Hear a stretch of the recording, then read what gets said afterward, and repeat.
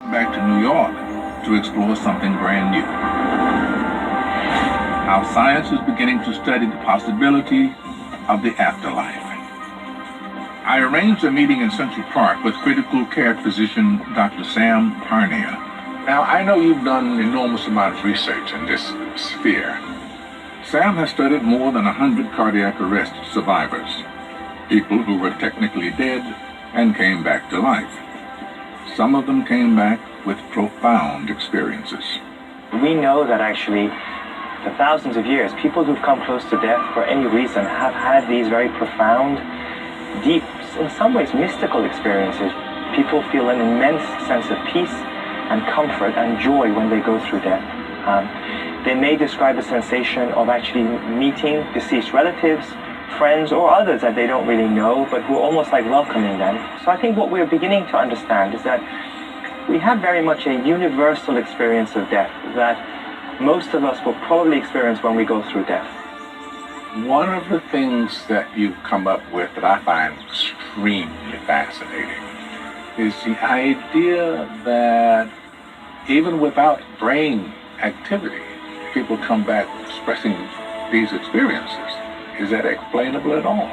It's important to understand that when a person has died and they've turned into a cadaver, it's only at that point that the cells inside the body start to undergo a process of death, which can take hours, if not days of time. And so actually we have this window of time where we can bring people back to life. And the experiences that they have gives us an indication of what it's like for humanity when we go through death. In religious belief, almost all, you die, but only in a corporal sense. The essence of you, your soul, goes on. Is there any scientific support for the idea of the soul? Today we call the soul consciousness in science. So we can test this theory scientifically and see, does consciousness continue or does it stop? The evidence we have at least is that when a person dies, that part that makes us who we are, the psyche, the soul, the mind, the consciousness, whatever you want to call it, me, it doesn't become annihilated. It doesn't disappear into thin air. It continues, at least in the early period of death. Really? Absolutely. It continues when the brain is not expected to be functioning and when a person has gone through death. I'm extraordinarily interested, and you've been just incredible.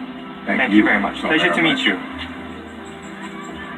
It is amazing that science is now quantifying death, even defining the soul. The afterlife, something that has fascinated us since the dawn of religion, now seems tangible. There's still no way to escape physical death.